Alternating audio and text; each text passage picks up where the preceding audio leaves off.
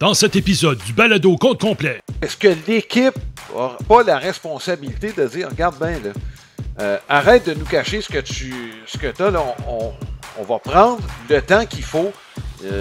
C'est là, Marc, où je pense que l'équipe devrait mettre son pied à terre. Écoute, est-ce que tu t'imagines David Dombrowski aller dans le vestiaire et dire « Hey Bryce, là, c'est assez, là, on va prendre un petit 2 semaines de repos. » Imagine-toi le regard que va recevoir Dombrowski, là. Au jeu!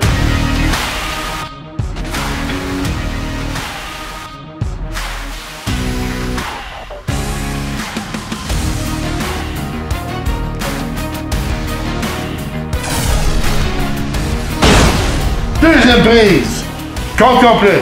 Le balado compte complet est présenté par Plan de match à Boucherville, votre centre d'entraînement et boutique de baseball avec cage de frappeur intérieur et lance-balles, fier partenaire de votre passion. Voici vos animateurs, Alain Usereau et Mark Griffin. Bienvenue à compte complet, c'est notre balado hebdomadaire sur le monde du baseball. Alain Usereau en compagnie de Mark Griffin. Marc, il s'est passé pas mal de choses dans la centrale de la Ligue américaine en une semaine seulement.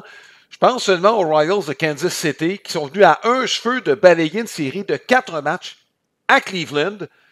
Et finalement, qui se retrouvent à la fin de la semaine, gros gens comme devant, après avoir été balayés par les Astros de Houston. Ouais, c'est comme si, tu sais, Alain, tu te retrouves dans une série qui est très émotive, où il y a beaucoup d'action. Effectivement, on sent le premier rang où il touche là, avec cette série de 4.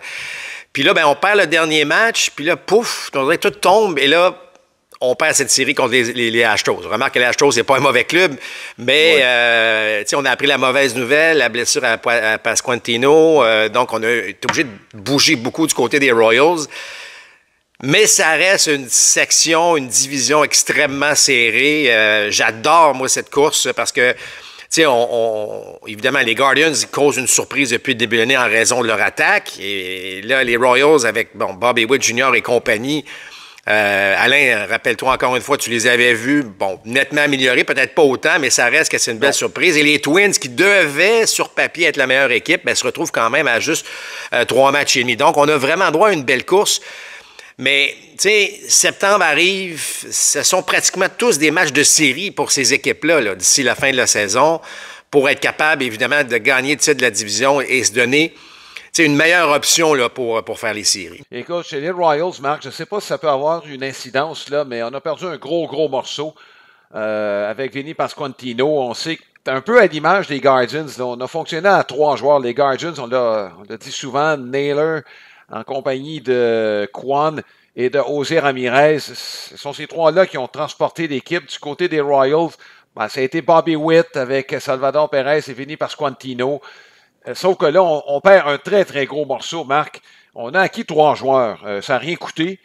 Yuli Gurriel, Tommy Pham, les 2 étaient de la formation partante lors du match de dimanche, le 1er septembre. Et l'autre, c'est Robbie Grossman pour se donner un petit peu de profondeur. Écoute, au sein de l'équipe, puis l'autre chose, c'est que Kansas City affronte à nouveau Cleveland en début de semaine. Je ne sais pas si on avait la tête ailleurs pendant cette série-là contre les Astros, mais je ne veux rien enlever aux Astros qui jouent très bien en passant, puis Alvarez qui est en train de transporter l'équipe. Mais j'ai l'impression que ce serait presque normal là, que le niveau d'intensité ait été un peu plus bas face aux Astros. C'est comme je mentionnais, il y a tellement d'énergie et d'émotion dans le fond là, face aux Guardians qu'on en a peut-être perdu un peu. Puis tu l'as dit, c'est pas normal du tout cette situation-là. Ce qui est intéressant pour Kansas City, tu as parlé de la blessure de Pasquantino, on a réagi, il fallait réagir rapidement parce que si le joueur ne joue après le 1er septembre, il n'est plus admissible après pour les séries. Donc, on devait quand même bouger rapidement. Oui, il y a des transactions après la date limite. Il faut juste souligner, Alain, que les transactions impliquent des joueurs qui ne sont pas sur la liste des 40 joueurs. Alors, si le joueur n'est pas sur la liste des 40 joueurs, donc cette fameuse liste de protection, si vous voulez, on peut échanger. Gurriel ne faisait pas partie de la liste des 40 joueurs, donc c'est pour ça qu'il se retrouve avec les Royals de Kansas City. Mais tu t'appelles Bobby Witt, tu t'appelles Salvador Perez, au moins tu vois ton organisation bouger. On sait, il n'y a pas la date limite des transactions des joueurs sur la liste des 40, il n'y a plus cette option-là. Tu vas chercher un Tommy Pham qui a quand même une bonne réputation. Tu vas me dire c'est sa 9e équipe, mais ça reste qu'un gars qui est capable de donner un coup de main. Bon, Gurriel en série, on sait avec les Astros, même s'il a beaucoup ralenti, ce qu'il peut amener. Tout ça pour dire que je trouve que le message est bon. Tu sais, l'organisation veut bouger, l'organisation veut se donner des outils. Tu as parlé de la prochaine série qui s'en vient encore contre les Guardians. Oui. On est là chez les Royals. On le voit, les séries là, sont à portée de main. Moi, j'aime le fait qu'on bouge, qu'on est actif. Extrêmement décevant de perdre un producteur de points comme Pasquantino, mais on est là. Je pense que les vétérans qui viennent de s'ajouter vont certainement donner, je dirais pas un deuxième souffle, mais certainement leur donner un peu d'espoir là, pour continuer sur cette belle lancée là, pour le dernier mois de la saison. Bon, dans le cas de Gurriel, Marc, il a passé la saison au niveau 3A. Il n'a pas joué dans les majeurs cette année. Il appartenait aux Braves d'Atlanta. 40 ans.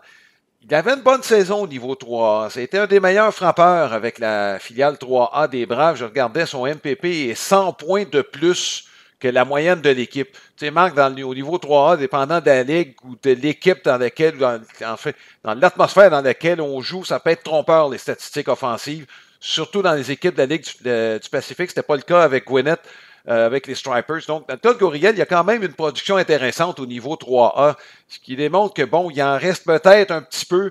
Les Royals, tout ce qu'ils souhaitent, eux, c'est qu'il en reste peut-être pour 3 semaines. Donc, on a fait nos devoirs là, en faisant son acquisition. On va parler un petit peu des Twins, Marc, parce que c'était l'équipe favorite quand ça a commencé cette saison-là. Ils ont failli perdre la série contre les Blue Jays de Toronto, du TT de Royce Lewis avec un circuit tardif dans le match de dimanche. C'est en dents de scie chez les Twins. Il a l'impression qu'on n'a pas encore été capable de prendre notre envol chez les Twins du Minnesota, avec une équipe talentueuse. C'est vrai qu'il y a des absents. C'est vrai qu'il y a des absents importants. Correa, Buxton. Mais c'est quand même, même quand ils étaient là, on n'a pas l'impression que cette équipe-là est en pleine confiance en 2020. Non, puis je suis pas sûr, Alain, qu'on a joué une tonne de matchs avec toute la formation du début de saison. Tu as parlé des blessures de Lewis, Buxton et compagnie. T'sais, pas certain là, qu'on a joué une tonne de matchs, là, toute l'équipe ensemble. Il y a quand même des belles surprises du côté des Twins. Là. Il y a des rendements. Là. Miranda qui est revenu, qui a vraiment donné un coup de main. Donc, il y a des moins bonnes, il y a des bonnes histoires, mais tu as raison, ça donne à la fin un peu d'inconstance. Un peu d'inconstance dans le rendement. On a eu une couple de séquences intéressantes, mais on n'a pas eu la séquence vraiment, là, je sais pas moi, de 15 en 20, là, 15 victoires en 20 matchs.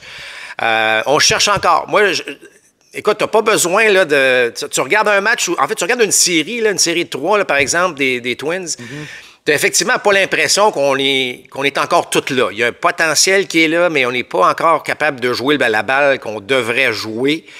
Et là, il se fait tard, mais il reste assez de temps pour être capable. Tu sais, puis Alain, je le dis souvent, lorsque tu arrives... Il faut que tu arrives en série, évidemment, si tu fais les séries, là, mais il faut que tu arrives dans le dernier droit sur une bonne séquence, parce que tu as beau me dire, là, OK, c'est une nouvelle saison, on recommence, on met le cadran à zéro.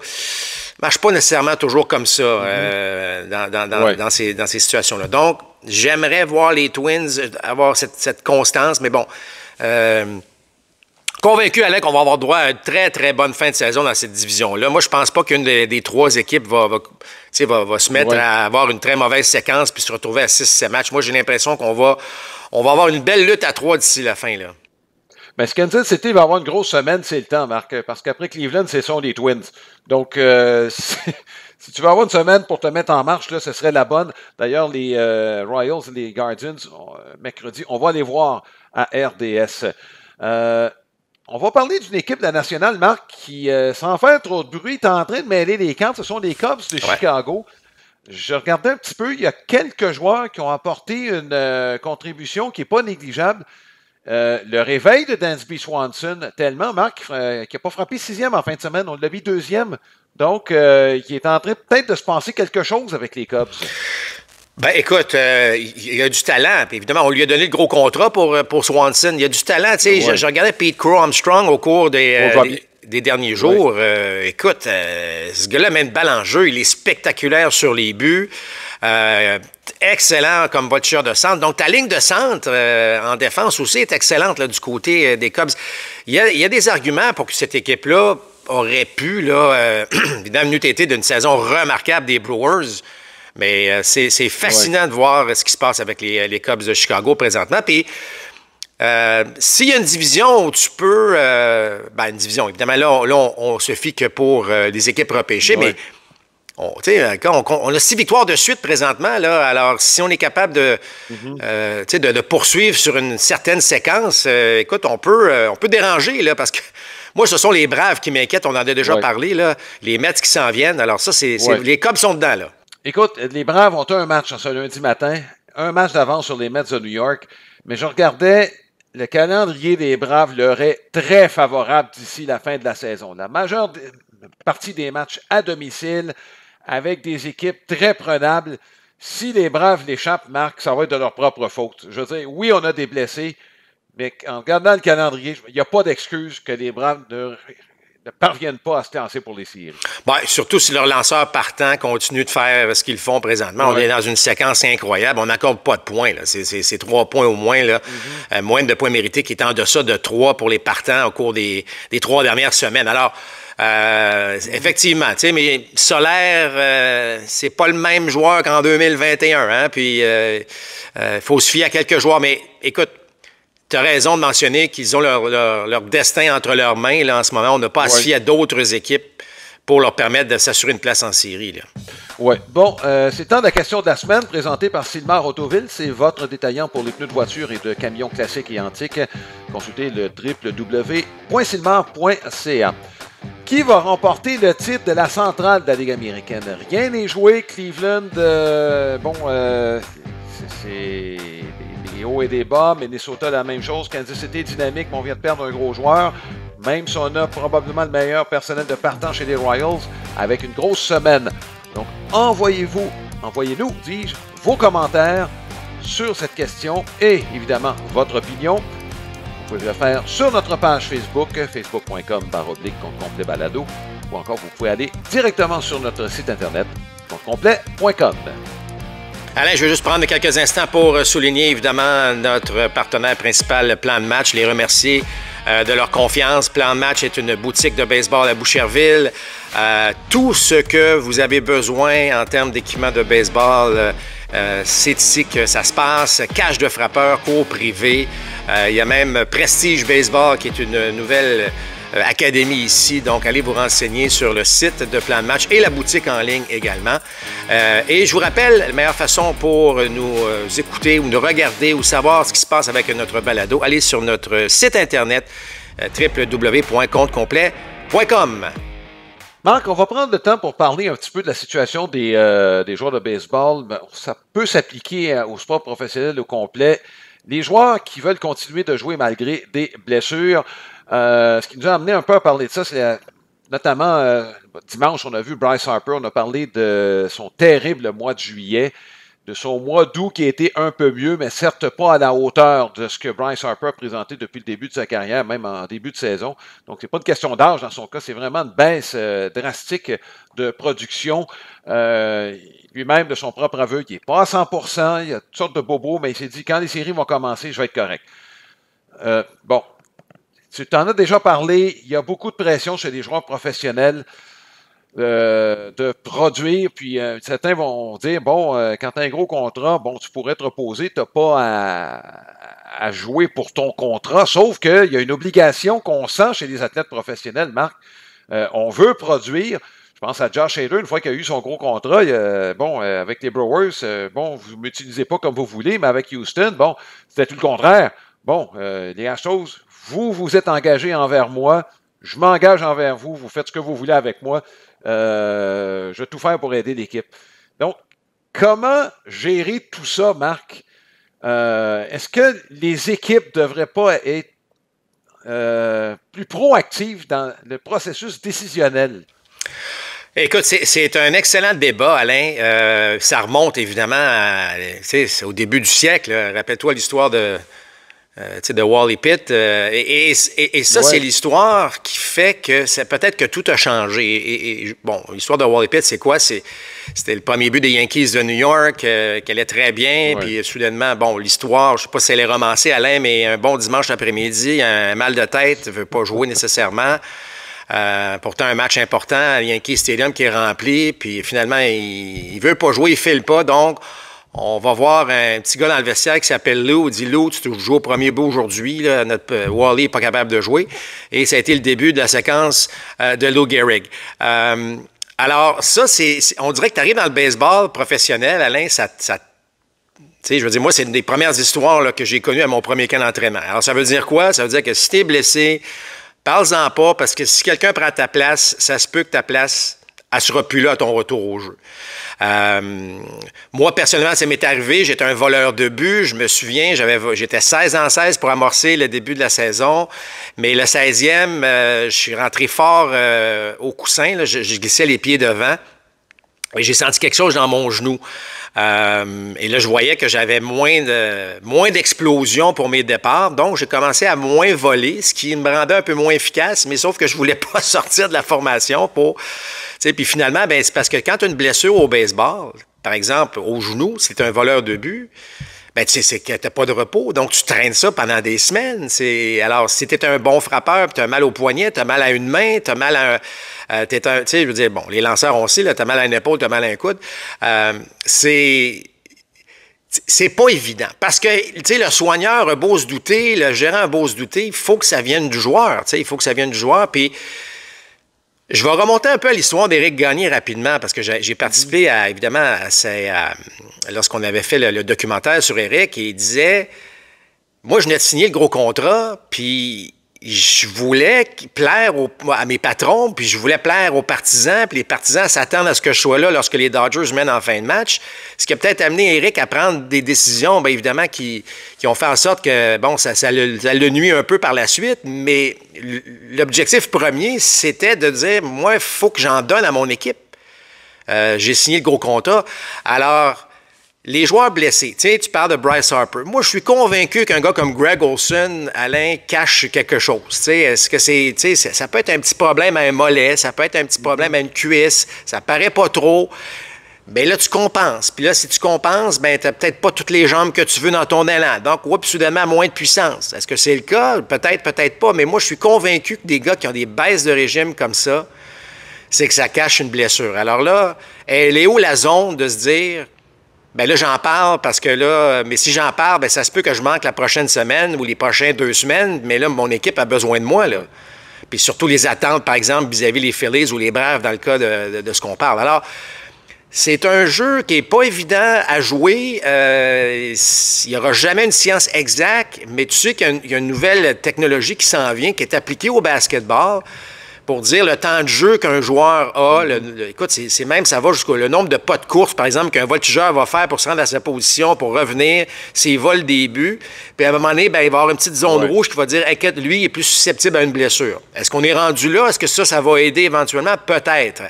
Mais toujours est-il que c'est le grand défi. Puis là, on parle de baseball, tu as raison de dire que ça peut s'appliquer dans bien des sports, mais au baseball, particulièrement, c'est que même un ongle, imaginez, là, vous êtes un lanceur, vous faites mal à un ongle, ça peut vous empêcher de lancer un tir en particulier. Alors, c'est pas que les gars sont fragiles, c'est juste que ça peut avoir un impact quand même assez important sur le type le style du joueur en particulier. Puis là, le rendement est affecté. Puis, tu sais, un Harper qui va moins bien, bien, soudainement, le gars qu'on affronte avant, bien, il va avoir des tirs plus difficiles parce que là, on pense qu'on peut retirer Harper maintenant. Donc, tu sais, l'impact est important, tu sais, pas juste sur le joueur, sur l'équipe, mais sur les coéquipiers aussi. Donc, c'est vraiment, je pense que c'est important de souligner cet aspect-là du jeu là, aujourd'hui, le contenu du rendement de gars comme Harper, entre autres choses. Il y en a plein d'exemples, Marc, de joueurs là, qui, en raison de blessures, il y a quelqu'un qui a pris sa place. Russell Martin, regarde, sa carrière avec les Dodgers comme receveur régulier a commencé probablement 1 année ou 2 avant ce qui était prévu dans le plan des Dodgers. C'était Dionner Navarro qui était le receveur d'avenir, qui était plus jeune que Russell Martin en passant. Puis une blessure à Navarro et Russell n'a jamais perdu son poste par la suite. Donc, c'en est un exemple de ce qui peut arriver. Mais dans le cas d'un gars comme Harper, puis je reviens à ce que je disais tantôt, est-ce que l'équipe n'a pas la responsabilité de dire, regarde bien, là, arrête de nous cacher ce que tu as, là, on va prendre le temps qu'il faut. Puis les Phillies étaient en mesure de le faire avec l'avance qu'on avait au sommet de la section Est. Est-ce que l'équipe ne doit pas prendre plus de responsabilités là-dedans, même si on veut que Harper soit sur le terrain?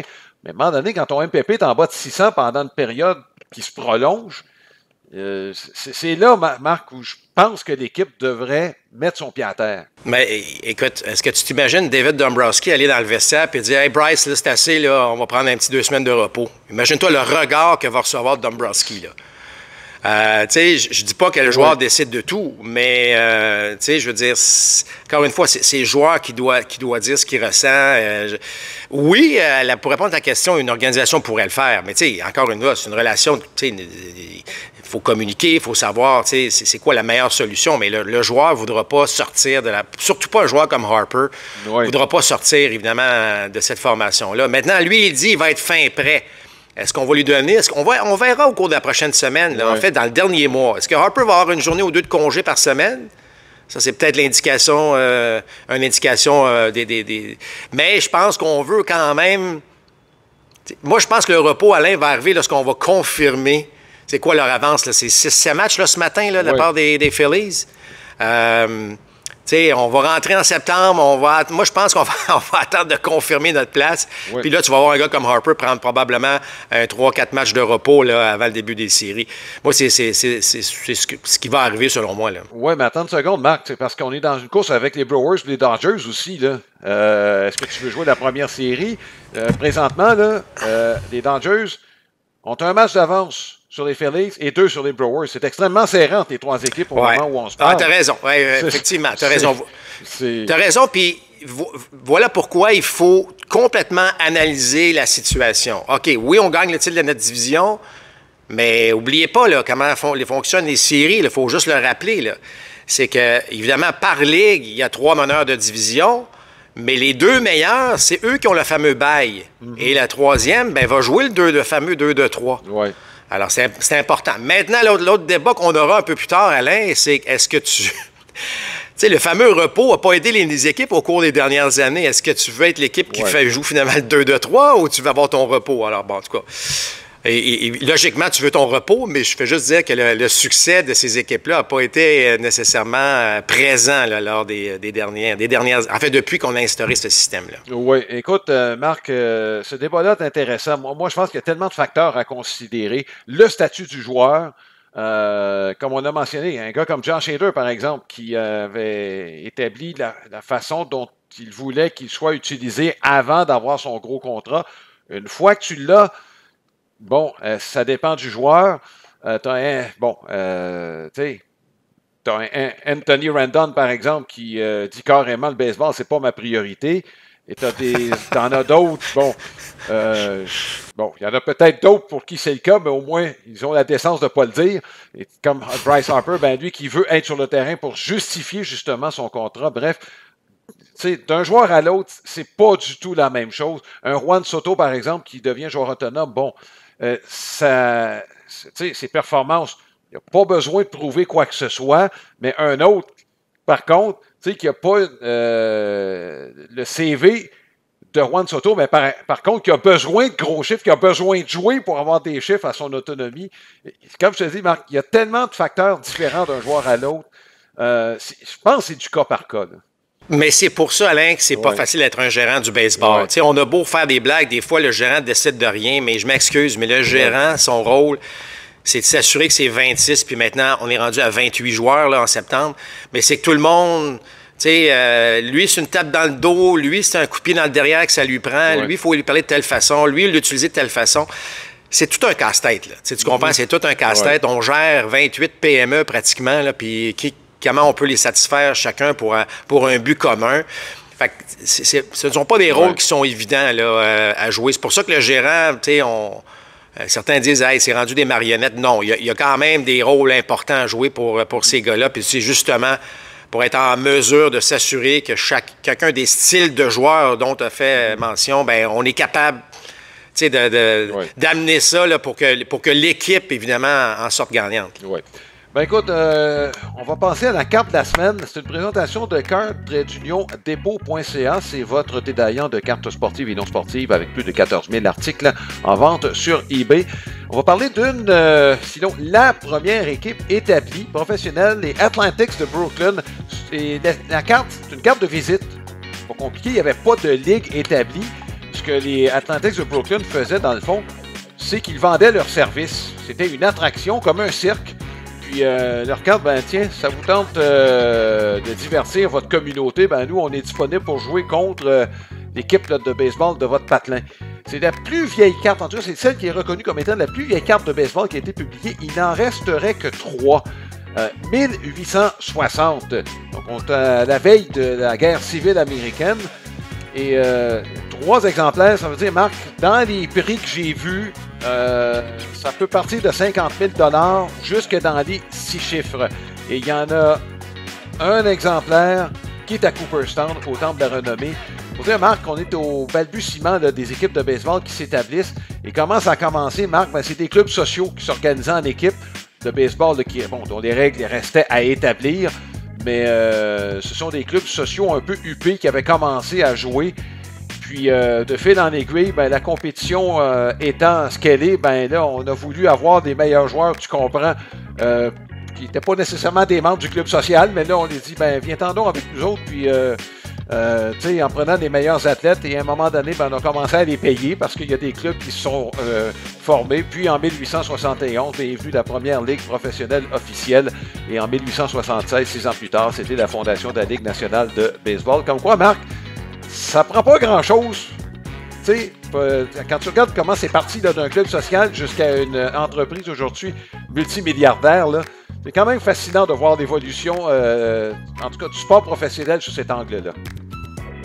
Oui, moi, c'est ce qui me fascine, effectivement. C'est toute l'histoire derrière, comment tout ça a commencé. Il fallait avoir une certaine vision. Là. Je sais qu'à l'époque, c'était très différent, mais bravo, en tout cas, moi, bien heureux que ces gens-là aient eu cette vision-là. Ouais.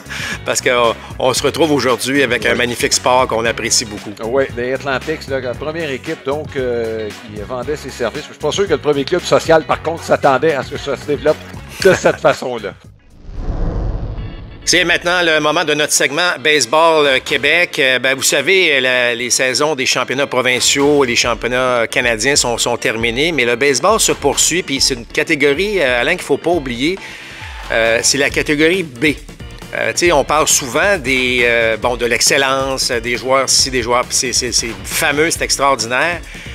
Mais vous savez que la majorité des joueurs jouent dans ce qu'on appelle du baseball local. Alors, du A et du B. Et Baseball Québec a eu l'idée là, de partir les super régionaux. Alors, vous savez, ben, quand vous jouez localement, dans le A ou dans le B, ben, vous jouez souvent contre les mêmes équipes. Mais là, on a décidé de dire, ben, regardez, même si on joue dans le B, on va s'organiser des super régionaux.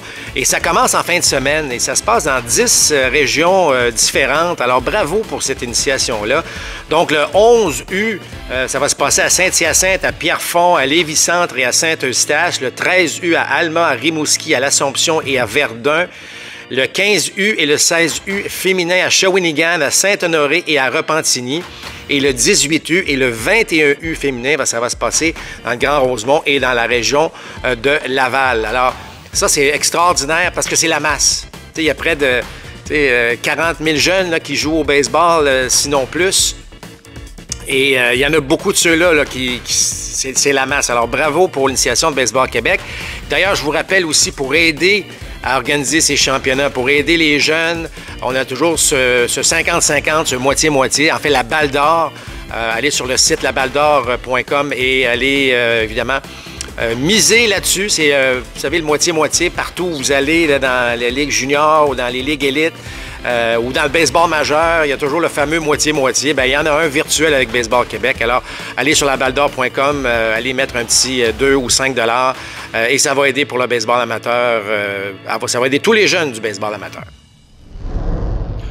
Marc, je veux t'entendre sur la décision des Pirates de Pittsburgh de convertir O'Neill Cruz de joueur d'arrêt-court à voltigeur de centre. La réaction n'a pas été très positive de la part de Cruz lorsqu'on lui a annoncé la nouvelle. Écoute, moi j'ai de sérieux doutes C'est un des bras les plus puissants du baseball majeur, O'Neill Cruz. Oui, il a de belles qualités athlétiques, mais je me demande si son bras ne serait pas mis davantage à profit là où il est à l'arrêt-court. Bon, les Pirates l'ont vu jouer pendant quoi? Bon, saison complète, il a raté presque toute la saison l'année passée. On a quand même, bon, un échantillon intéressant. Les Pirates, j'imagine, bon, on a cette conclusion avec des données concluantes.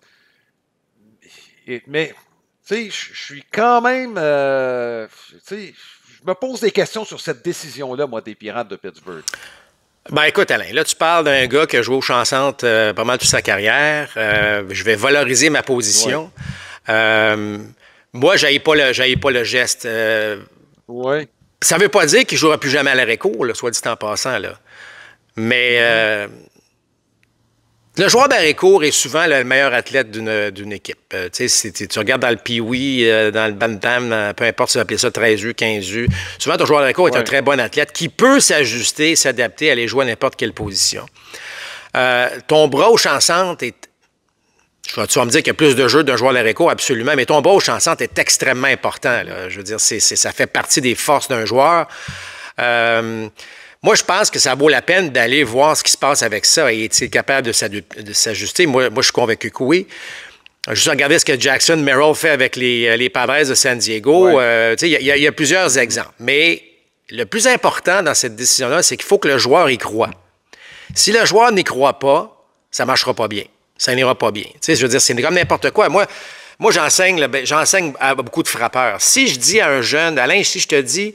regarde, moi, je pense qu'il faudrait que tu lèves tes mains, puis toi, tu lèves tes mains, puis tu te sens pas bien. T'aimes pas ça. Là. Même si tu sais que ça peut être bon pour toi, t'aimes pas ça. Ça marchera pas. Là. Dans ta tête, tu es en train de dire que ça marchera pas. Tu comprends? Donc, dans ce cas-ci, il faut qu'O'Neill Cruz, puis j'ai vu les réactions aussi, il faut qu'O'Neill Cruz dise, bien parfait, je vais y aller, je vais l'essayer, si c'est bon pour l'équipe, parce que ça peut être juste bon pour lui. Regarde Mookie Betts, capable de jouer à l'arrêt-court au deuxième but, au champ droit. Ça peut aider les Dodgers dans des moments où tu en as besoin, justement. Donc, moi, je pense qu'il ne faut pas être trop égoïste. Il faut toujours jouer pour le nom en avant et non le nom en arrière. Là.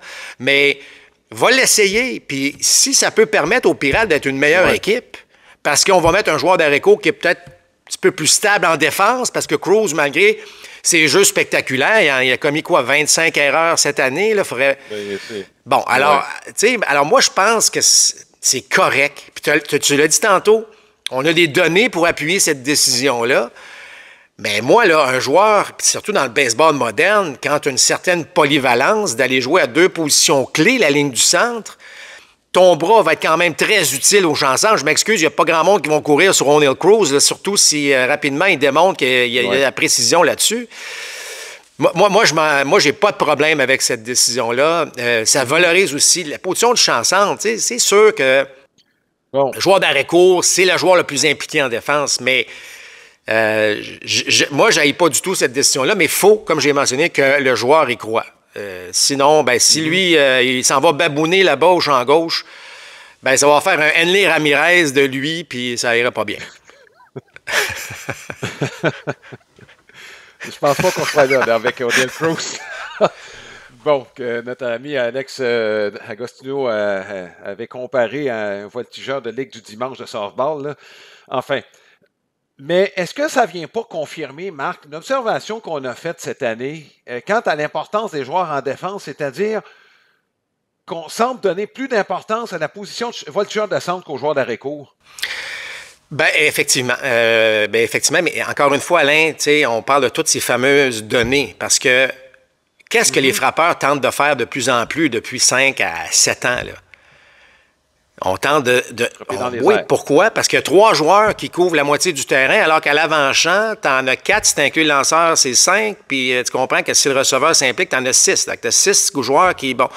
Alors, et évidemment, si tu soulèves la balle, tu peux frapper une balle qui a de la vie, puis qui finalement elle passe par-dessus la clôture. Donc, c'est sûr que les données, à un moment donné, disent, là, il y a plus de balles frappées au champ extérieur, puis les balles au sol qui percent l'avant-champ sont aussi, récupérées par les joueurs de champ extérieur. Donc, c'est pas fou de voir que finalement, on commence à mettre l'accent chez les voltigeurs, surtout le voltigeur de centre. Regarde les Dodgers, on a préféré garder Kiermaier au champ centre puis laisser aller Jason Hayward, qui est très, très bon en défense, mais on s'est dit, le champ centre est plus important.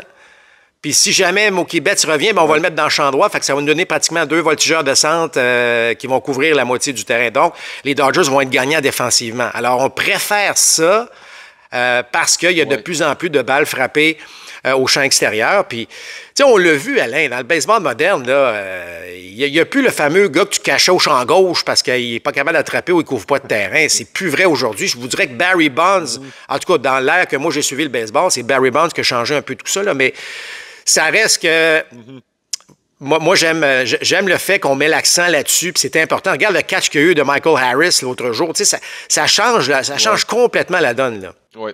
Je pense aussi, c'est que les Pirates ont quelques jeunes au milieu de l'avant-champ à qui on veut laisser une place. Je pense que Nick Gonzalez, on voudrait le mettre à l'arrêt-court, peut-être redonner une chance à Jared Triolo. Mais il n'a pas connu une très, très bonne saison. Ça va très bien commencer pour lui.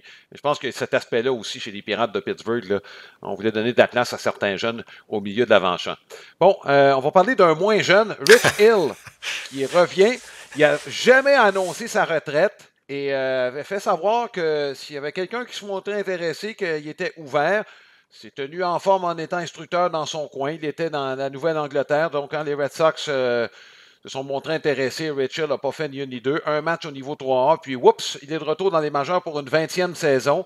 Son premier frappeur, Marc, a sorti ses courbes contre un gaucher, puis le gaucher a été retiré sur des prises. Sais-tu quoi, Alain? Je pense qu'il pourrait avoir 50 ans, puis il va retirer encore des gauchers avec une courbe de même. La seule affaire, c'est que c'est pas un gars qui va lancer plusieurs manches, ou ça devient un peu dangereux si on l'utilise un peu plus que 3 ou 4 frappeurs, là, mais... Si tu as besoin d'avoir un gaucher pour retirer un frappeur gaucher important, ben tu as peut-être le gars qu'il faut. Puis il n'y a pas de cachette, là. Une balle rapide autour de 87, mais une balle courbe qui bouge de différentes manières. Alors, je veux dire, ça, c'est la preuve que un lanceur gaucher peut se recycler pas mal s'il est capable d'avoir une balle à effet de la sorte.